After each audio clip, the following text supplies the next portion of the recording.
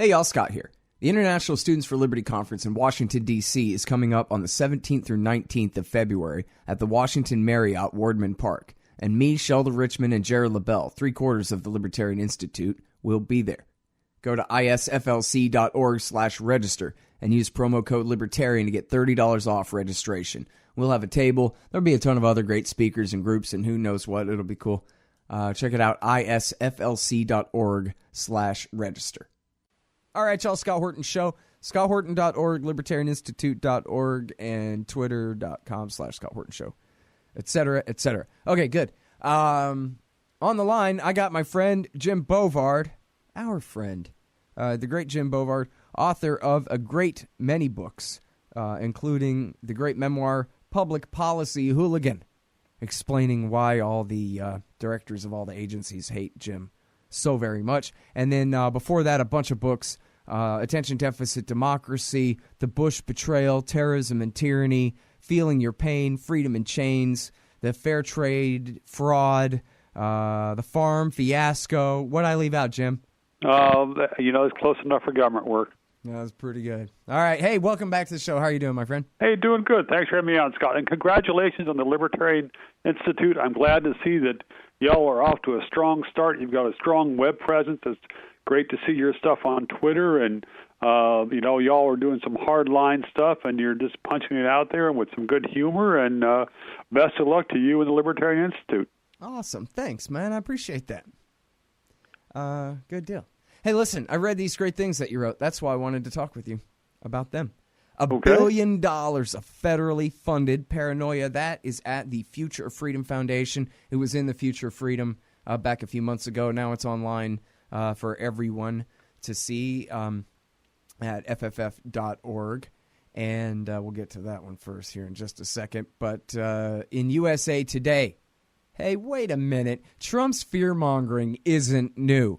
Well, there sure is a hell of a lot of fear-mongering, and we'll get to it in just a second. Maybe we can combine both of these into one kind of big discussion. $1 billion of federally funded paranoia. You're talking about the fusion centers, 70-plus Department of Homeland Security funded fusion centers. So I guess that's my first question right there. They're not, are they Homeland Security things, or they're just multi-jurisdictional task force? Is anybody the governor of the fusion centers? Who really is in charge of these things? The DOJ? It's Homeland Security is financing them, so Homeland Security's got a lot of oversight of them. It was interesting to see some of the congressional reports on this. Senator Tom Coburn did some great stuff on this, and something which he and other investigators found out is that the Homeland Security does not even know how many of these fusion centers are out there. Maybe it's 71, maybe it's 75. They were, there was an internal report from DHS that admitted that 4 of the 72 did not actually exist. But that internal report did not stop the DHS from keeping on bragging about the existence of these non-existent fusion centers. But fundamental issue is that this is basically turned into vacuum cleaners and encouragement for the people to make reports on almost anything that seems unusual or suspicious, or anybody who looks suspicious. And so you've got these fairly funded vacuum cleaners out there. They're stockpiling all this information, all these unverified accusations, and these are databases that get shared and get used and could be used against people. Yeah, well, now I can't say I've heard of too many abuses by these fusion centers. That must mean that there haven't been any and that it's not a big deal, and these are people just trying to help and keep us safe. Jim, what the hell is the matter with you all the time? Well, some people are born paranoid. What can I say? But part of the reason you haven't heard that many controversies is most of what they do is behind closed doors, and it's often very difficult to get access to find out how they have used the power that they have claimed. But there's some of these fusion centers have tagged different groups as dangerous extremists, such as gun rights activists, people who are concerned about the federal authority, prefer state and local authority, people who champion the Constitution.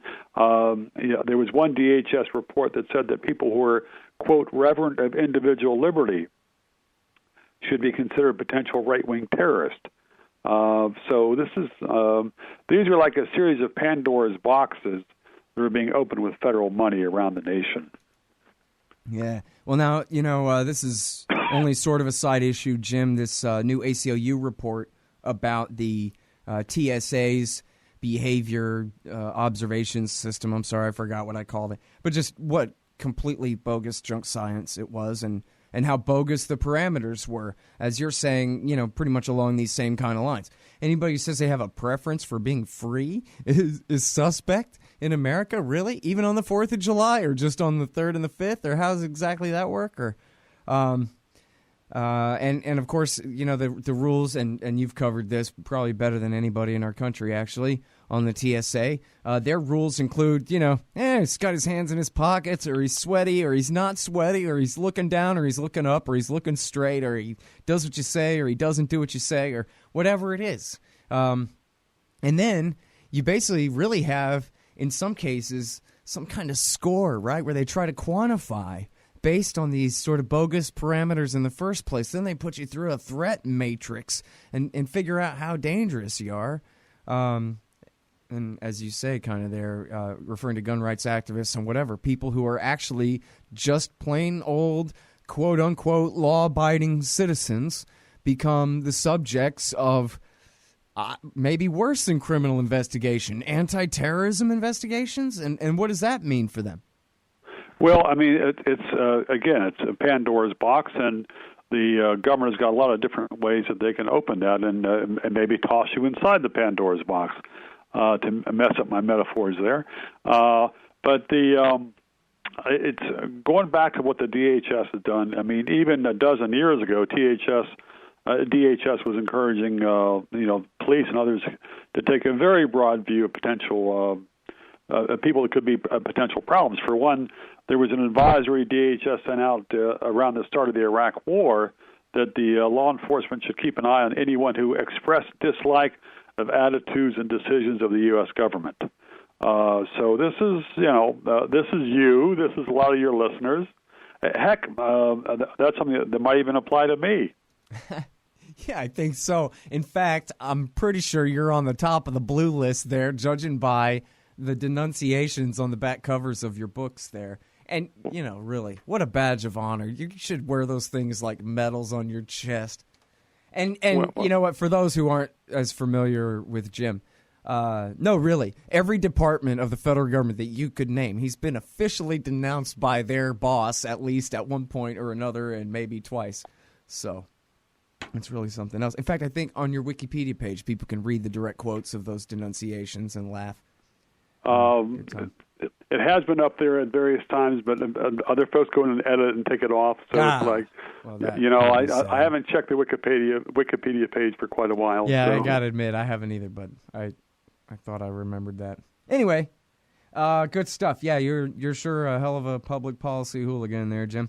All right, thanks. So on the overreach thing. Let's talk about overreach on the right and overreach on the left and this and that kind of thing. On the right, you got some pretty dangerous neo-Nazis, and I don't know how dangerous the Klan is anymore, but, presumably they could be, and you probably want to keep them surveilled, and then it's government work. And so now all of a sudden, any kind of right-winger who's not a Republican Party rank-and-file voter and supporter first is suspect.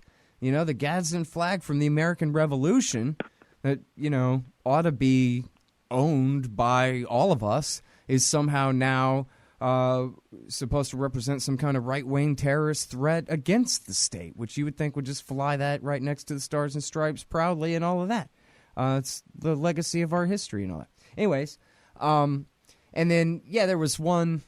I'm not exactly sure if it was a Fusion Center. I think it was a Fusion Center report that had Ron Paul bumper stickers, right? NRA bumper stickers, any of these kinds of things, casting a very wide net for people who could be, either prosecuted or maybe targeted to be recruited to be informants, help set up and entrap other people. And we've seen quite a bit of that. Mostly people, when you think of the entrapments, you think of, the local idiot, in the Muslim community that gets entrapped. But they have a history of doing this to right-wingers, too. Remember the Huttery militia and all that was one of these entrapment jobs. The plot, there's a guy being prosecuted right now for a plot to kill a bunch of Muslims, I think, on the internet. I'm sorry, I'm not all that read up on it. But he was basically put up to it, encouraged, egged on by an FBI informant in that one, that kind of thing. So it seems like, I guess what I'm getting at, Jim, is that they could really be making people who are more or less harmless a lot worse with this kind of thing. Letting people know that, hey, if your politics are to the right of the Republican Party at all, you're possibly in deep trouble. People are going to react against that. Well, and there are a lot of different things wrong with it. I mean, for one thing, it's a complete waste of government law enforcement resources, because you're going on the assumption that almost the 10 or 20% of the population is a dire threat, whereas the actual fact is you've got as far as the Klan and the neo-Nazis, you've got a very, very small number of folks. I mean, you have a lot more folks who might say dumb things or things that are offensive on Twitter and Facebook or elsewhere on the web, but it doesn't make sense to assume it's simply because someone throws out some really stupid or obnoxious or noxious idea that person is the same level of threat as someone that wants to dress up in a World War II German uniform and with a swastika on it. So, but I think a lot of folks have tried to profit from greatly exaggerating the threat from both left-wingers and right-wingers. That's something which helps sanctify the government power and the DHS and local and police law enforcement. But it'd make a lot more sense to look at the people who are actually violent, because that's a hell of a lot smaller universe, and these are folks who might actually do harm. There's, again, a very small number, I think, on the right. As far as the left, I don't know, because it's fascinating to see the reaction from a lot of the left-wing media, including the UC Berkeley paper, to the riot that happened, I guess, last week when Milo, what's his name, was supposed to speak there. And it's sort of like, okay, this is a virtue now to be smashing things up and setting fires and smashing ATMs. It's like,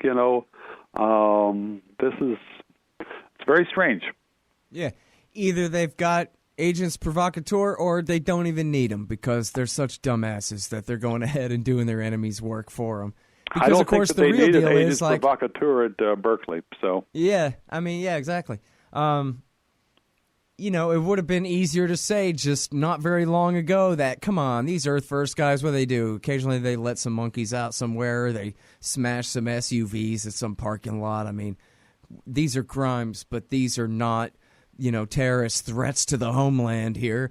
But then you have them saying, oh, yeah, we are too. Watch this. See how many fires we can set at Berkeley, for just one example. And, I mean, of all the protests going on and all that, that's not really representative. But on TV it is. Well, there was a nice piece that Tom Knapp has on the Libertarian Institute website on the anti-fascist types who are using basically authoritarian tactics to silence anyone who they disagree with. It's like not the best way to fight fascism.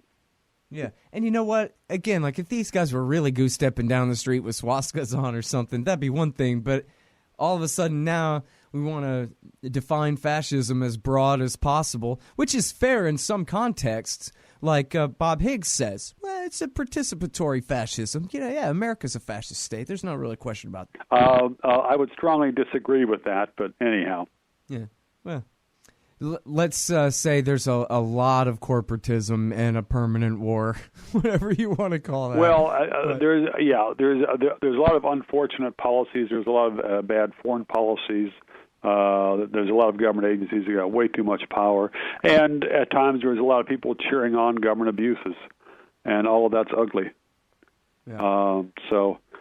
Well, and anyway, even if you agree with Bob Higgs that it is a form of fascism that we already live under in this country, if you're just going to go ahead and take that and say, oh, well, then that means I can start a fist fight with anybody to the right of me now, that kind of thing, then that's obviously a cheap excuse and not any kind of real emergency worth fighting. I mean, you're right that whatever his name is probably obnoxious, but that's not the kind of thing that you insult somebody over. assault. Well, I mean, it's fine to insult them, but you don't smash the windows assault, and yeah. have the pyrotechnics and just busting up the student center and just menacing. I mean, that was the same tactic that both the communists and the Nazis did in the 1920s in Germany. They would be out there menacing and shutting people down and doing all kinds of stuff just to maximize intimidation. It's like, do we need this on a college campus? Yep. Well, and of course, to the DHS, hey, look, some more Homeland Security to secure. Right? And this that's actually true. serves the state perfectly. Yep. You might get a new federal program of grants to colleges to have more safety or whatever, which would be complete BS, but not a novelty. Yep. And, I'm not saying I agree with this necessarily, but you could see where they're coming from when I saw some communists on Twitter. I mean, I think legit, like hardcore leftist ideologues saying, basically accusing all these left-wing activists in the streets of basically being fools and being, basically the agents of Himmler or whatever, creating the crises that the right wing will use to react against and all of that. Because it was on its face so destructive to them, that was the only explanation for it, was that it was an inside job, Well, and it's easy to understand why the actual hardcore leftists or communists would feel that way, because there's been a bunch of different laws, bills introduced in state capitals around the country to cut back on these demonstrations and protests, which is something I'm totally against. I mean, I'm all in favor of protests as long as they're relatively peaceful and don't block the damn road. So, I mean, this is part of the joy. It used to be part of the joy of being an American, to go out and protest and insult the government, insult the politicians and all that. And then, okay, end of the day, we go home. But now it's supposed to be like, well, it doesn't really count unless you set fires and bust open at least 2 ATMs. It's like, what's the point of that? It's funny. Folks are talking about Soros paying the demonstrators.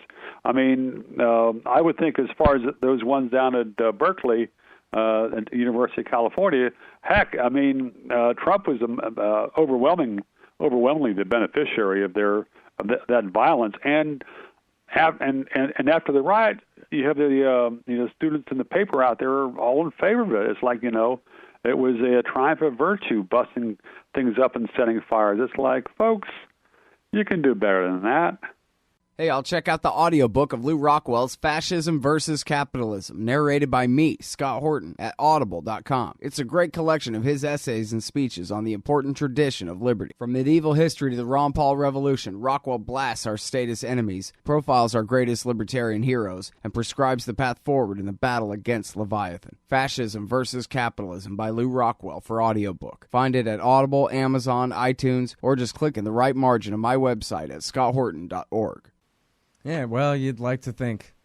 So, I guess at the end of the day, really all it means is a bunch of cops get raises and get expanded powers and get to say, see, we told you so. And, certainly Trump meant it. That's Horton's law, is you can take all their bad promises to the bank and forget all their good ones. And he promised he's going to be a law and order, and nobody loves cops more than Donald Trump. And, he's certainly taken that attitude. Anything you boys want, you just let me know. And so, giving them a bunch of excuses right now, picking fights that you can't win and this kind of thing, maybe not the best thought-through strategy. But anyway. It's unfortunate. It's unfortunate. Trump's comments on police are one of the most unfortunate parts of his entire ideology. So hopefully that part doesn't get even more prominent or doesn't get put into law. I don't think it's going to go that far in law because there would be a lot of resistance from Democrats and quite a few people in the GOP like Rand Paul and Justin Amash. Yeah. Well, I wonder what, I mean, they had these new executive orders that came out yesterday. They can only go so far with that. I mean, I guess Trump has said that he wants to make it a federal crime if anybody ever kills a cop. even, a local cop. But I wonder how the local cops and the local district attorney's offices and the local state governments are going to like that, because I think they really like prosecuting and executing cop killers themselves, right? This is something which has helped a lot of district attorneys become congressmen. Yeah, exactly. Don't take that away from us. Well, and not only that, but it's total BS to federalize crimes across the board, like the federal hate crime of the evil guy that killed the folks at the church in Charleston, South Carolina. I mean, look, South Carolina law would have done fine to convict him, and South Carolina's probably death penalty friendly. So it's like, but no, it's got to be a federal case. So. Yeah. Well, and Trump, it's not just that he doesn't have any background or any real understanding of the Constitution or federalism, old or new, or pre-FDR traditions, post, or any of this kind of stuff. He's got, not only that, apparently he doesn't care about any of the norms and the customs and the sort of rules of respect, the unwritten ones. Anthony Gregory was pointing out to me just how many rules of the way the government operates are really just based on tradition and respect, and that without those, norms basically holding these guys down, they can do a lot of damage. And he doesn't seem to have any idea of what the limits are that he's even willing to break, Well, that's true.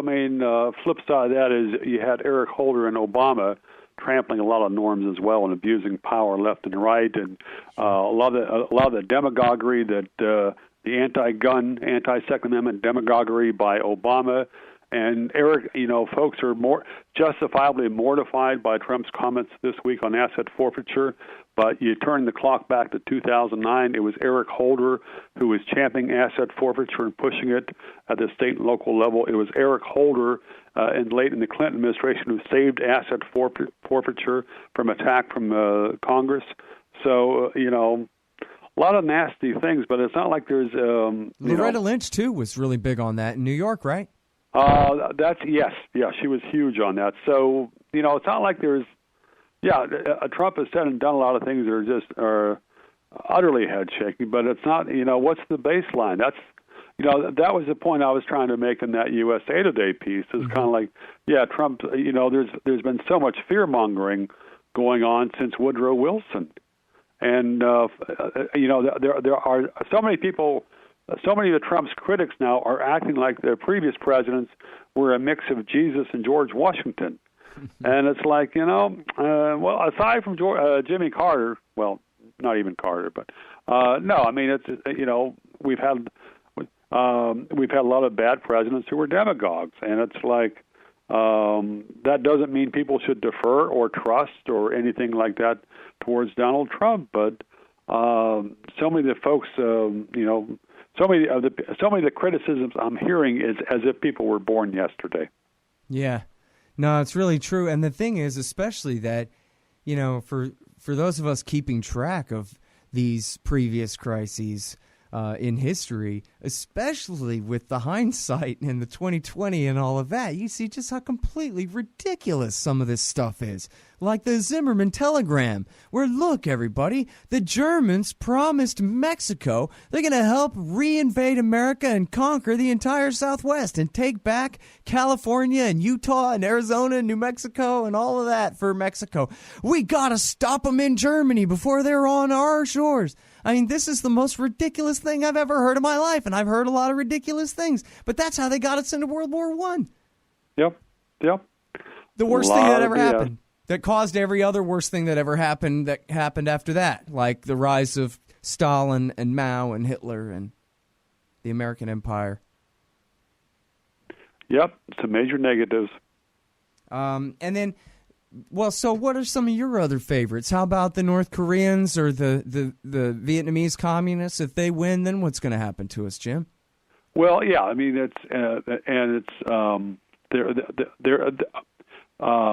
presidents have pushed so many fear buttons in order to drag the nation into war, and they going back to the sinking of the Maine in 1898. President Roosevelt did the same starting in 1940, if not before then. there are so many different levels where presidents greatly exaggerated the perils. And sometimes there were actual perils. I mean, there were a lot of things about Hitler and that were very profoundly evil. FDR was kind of painting with a broad brush, and there was probably no reason. President Roosevelt was painting with a broad brush and was acting as if the Japanese were as evil as a Nazi regime, and it's like, and some of the efforts to try to portray the Japanese as a threat to the mainland U.S. were way overboard, and that's how Roosevelt justified the concentration camps for Japanese Americans. So, but no, I mean this is a pattern that goes way back, and people should be very wary of Trump. And certainly if Trump tries to drag the nation into war, but it's interesting some of the stuff I've seen online. It's like so many people are all set to about an hour before this interview, I saw online that the White House has decided not to appoint Elliott Abrams. Oh, really? Thank God. Yes. So you hadn't heard that? No, I had not heard that. Thank you. Okay. For telling right. me that. Yeah. So this is great. I mean, this is perhaps this is the most positive foreign policy development in the Trump administration since the government of Yemen prohibited the U.S. from doing any more ground attacks there. Yeah. So no, I mean which is not to say that Trump is not going to be a massive screw-up. Personally, I'm glad that the U.S. is not massively bombing Syria right now. I think if Hillary Clinton had been elected, that the U.S. might be bombing all the so-called anti-aircraft installations in the city of Damascus, sort of like we bombed the hell out of Baghdad before we invaded there. So I think that there's, in short term, less carnage, though certainly it could get a lot worse. Yeah, well, that's certainly true. And now, I think the worst fear-mongering going on now is all very much tied to Trump, but it ain't him. It's against him.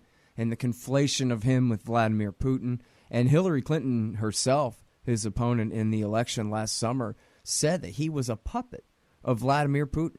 And then the acting director of the CIA, Michael Morrell, said the same thing in the New York Times, or was it the Washington Post? I think it was the Times, which is, the agenda-setting media. This is a big deal. They're saying, well, he might be an unwitting puppet. But, and then ever since then, there's all the different hype about, well, Russia's behind all the fake news, and Russia's behind hacking the DNC and Podesta's emails and leaking them to WikiLeaks, and Russia fixed the election for Donald Trump. And to me, it's so reminiscent, Jim, of what it was like living through 2002, where everybody is just repeating all this stuff like mina birds, and none of them know that it's true. They all know that they don't know it's true. They just go, oh, yeah, we all heard this, and we're all saying this. So, one of the lines back in 2002, I would say to people, well, everything that they've said so far has been debunked, right? All the aluminum tubes and this and that, that's already debunked. And then everybody would say the exact same thing.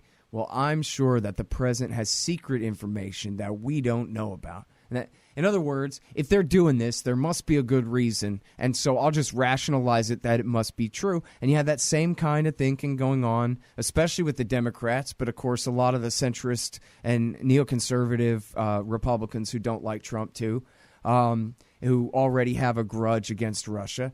And especially, man, if they can corral the so-called liberals to being that hawkish against Russia that easily, then I guess the entire consensus of the American people can't be that far behind if Trump ever does want to turn on him and bring the right wing with him.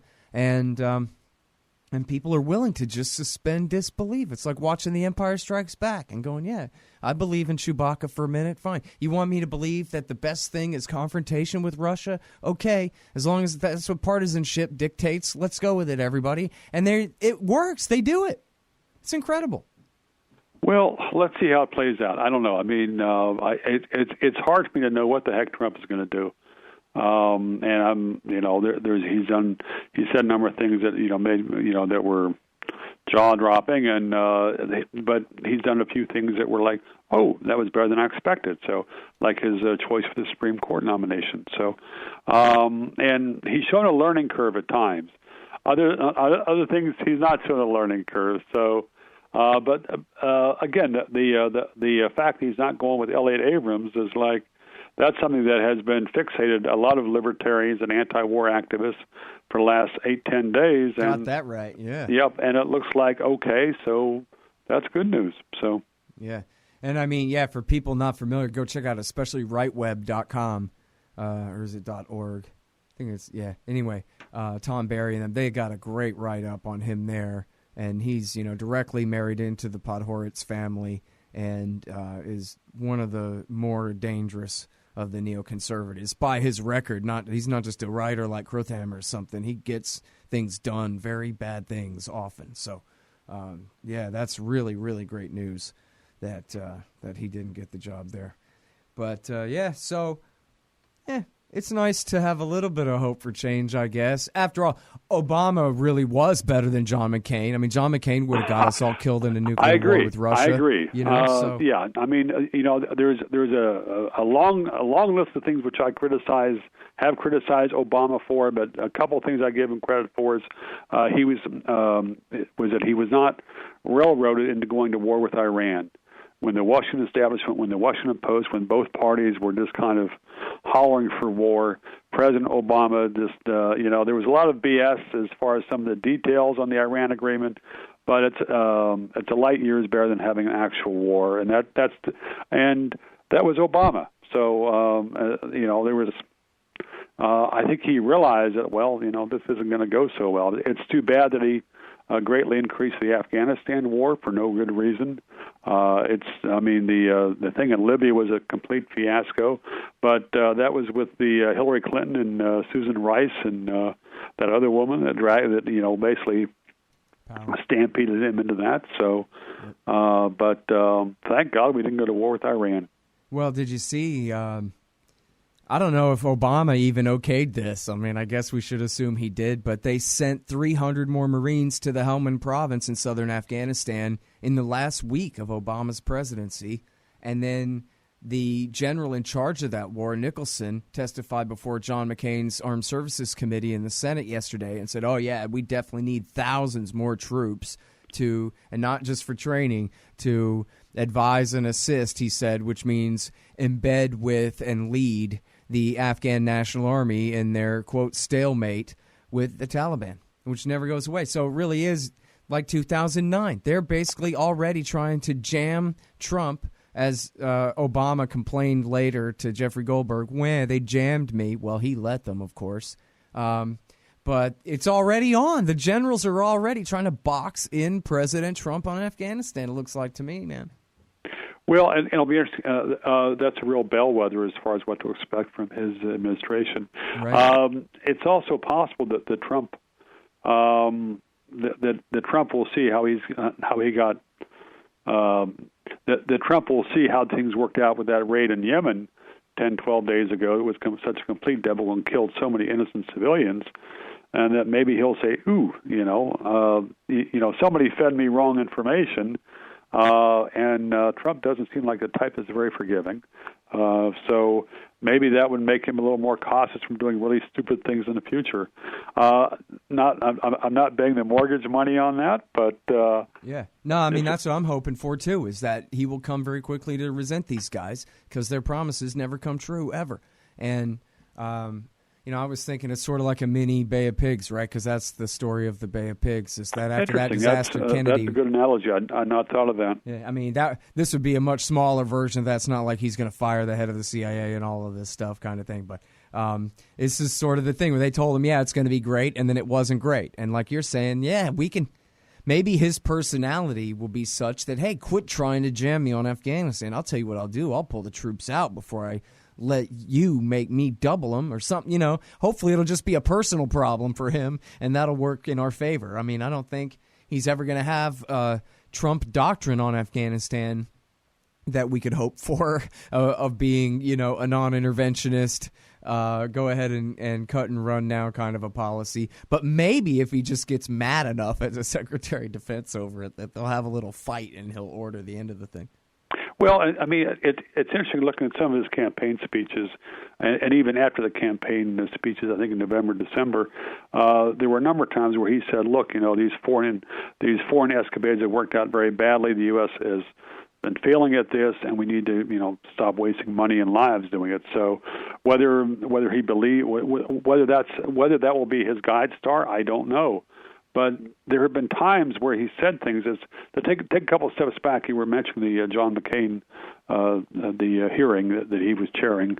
There was someone in the Washington Post who was snapping at the White House spokesman because he had criticized McCain's view on the military and stuff like that. And they were saying, well, this just shows that the Trump team doesn't learn, because in 2015, Trump mocked McCain even though he was a war hero POW.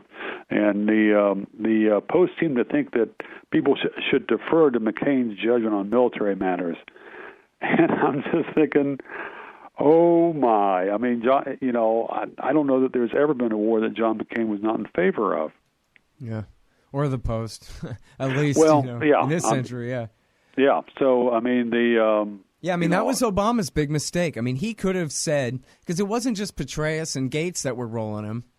It was McCain, and certainly politically speaking, he could have spun it that way, that this is all John McCain's doing, basically. And he could have just said, look, this senator's a sore loser. I beat him fair and square, and the reason I did is because you, the American people, wanted me, not him, making these calls. And so, sorry, Senator, sit down. We heard you, but you're wrong, and you lose, and we're not going to do what you say.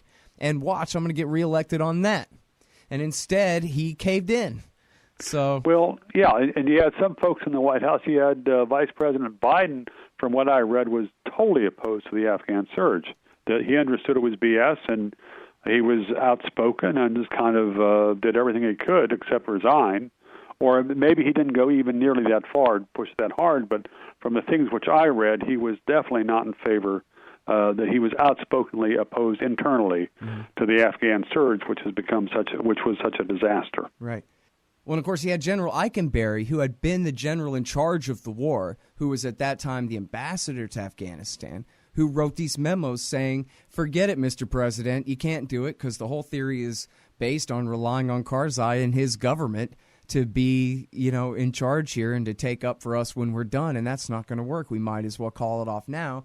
And that should have been all the cover he needed. I mean, even though he was a State Department weenie at that point, he was a 3 or a 4-star general, I guess a 3-star general, who'd been in charge of the Afghan war. So, he could have not just invoked Biden, but he could have invoked Eikenberry and just said, listen, the people who know about this best, other than Gates, the Republican that he shouldn't have kept, are telling me forget it. But he didn't do that. Well, and there was also an internal, a confidential CIA analysis that showed that there would be almost no benefit from a surge in the troops because of the situation with the Afghan government, a lot of different factors. But the CIA judgment was just profoundly negative as far as a proposed surge. Yep.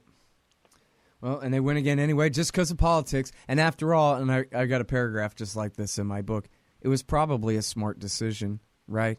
Because the Republicans were placated. Okay, well, at least he escalated the Afghan war. They didn't have that issue to attack him on. He didn't have to deal with Petraeus and Gates resigning and weakening him and that kind of thing.